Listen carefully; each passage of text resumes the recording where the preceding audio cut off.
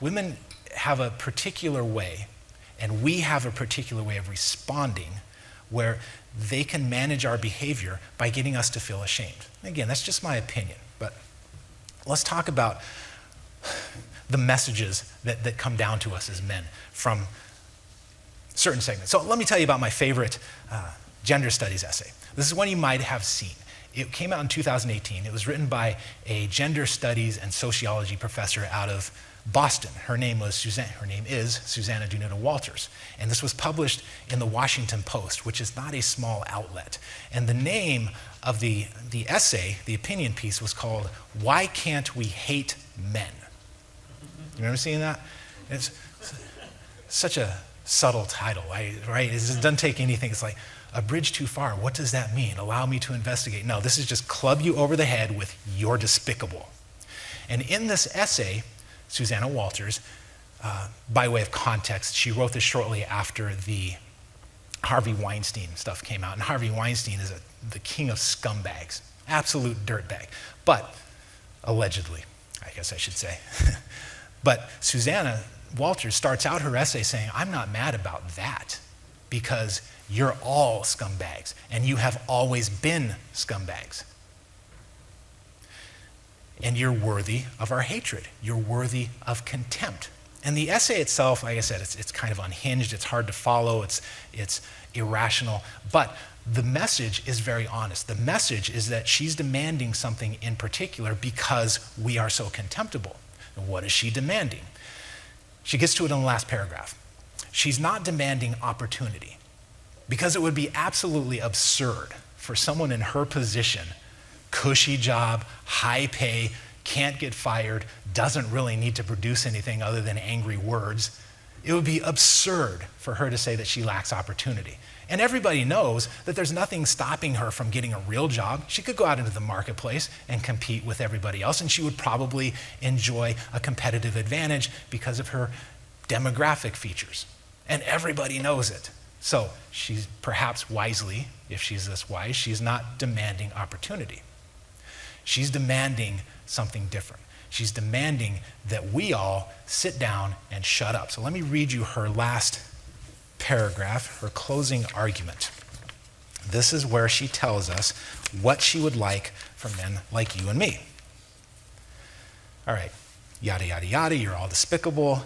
So men, if you really are #with us and would like us not to hate you, let's pause there for a minute and take in the full bouquet of the narcissism. What do I care if this woman hates me?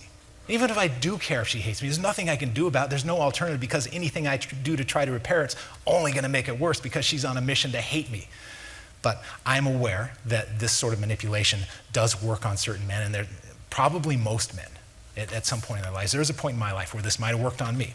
So anyway, if you're really with us and you do not want us, and you would like us not to hate you for all the millennia of woe you have produced and benefited from, start with this.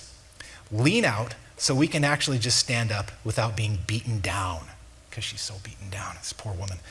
Pledge to vote for feminist women only. Don't run for office. Don't be in charge of anything. Step away from the power. We got this. And please know that your crocodile tears, yada, yada, yada. Okay, so that's her closing argument.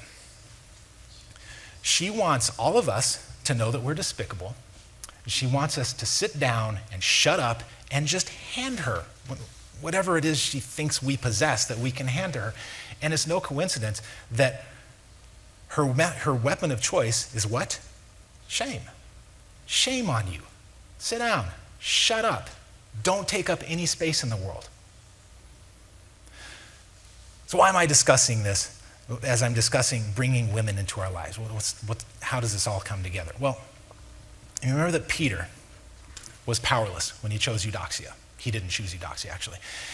And if we allow ourselves to buy into this message, this kind of message, when you hear words like patriarchy or toxic masculinity or mansplaining, or when you hear about the wage gap that has been debunked God knows how many times, but people still throw it in your face, the wage gap, the wage gap. When you hear these things, I think it's useful to frame them for what they are. This is shaming behavior. This is the behavior that says, you need to sit down and shut up.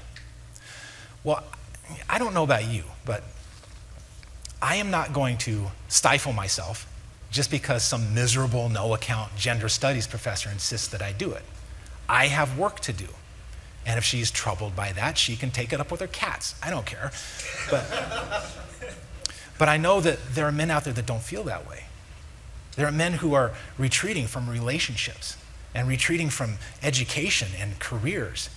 8 out of 10 suicides are men. Did you know that in 2013, because statistics lag a bit, in 2013, if a man between the ages of 20 and 49 died, the likeliest cause of death was suicide. Take a walk through Reddit.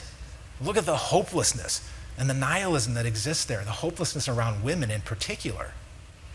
Men out there are hearing these messages and they're buying into it to some degree. So getting back to Peter, he came from a position of powerlessness in that first relationship choice. If a man adopts this kind of messaging to any degree, and most of us are functioning just fine, but if we buy into this kind of messaging, we're putting ourselves in a helpless position in choosing our relationships.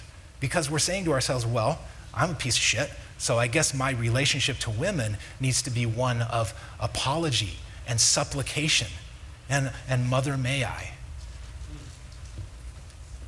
It's a horrible way to start any kind of relationship. It's not good for you, it's not good for them. I mean, think about going onto a car lot and you approach the first salesperson you see and you say, please, sir, here's all my money. Will you please just sell me a car? I don't care what it is. And I look around and I see the way men are approaching women and I'm seeing a little bit of that energy and it's not good for anybody. Wasn't good for Eudoxia, wasn't good for Peter, wasn't good for their son Alexei. Everybody suffered in that scenario. And we all know men who have suffered in a similar way. So that brings me to chapter 4.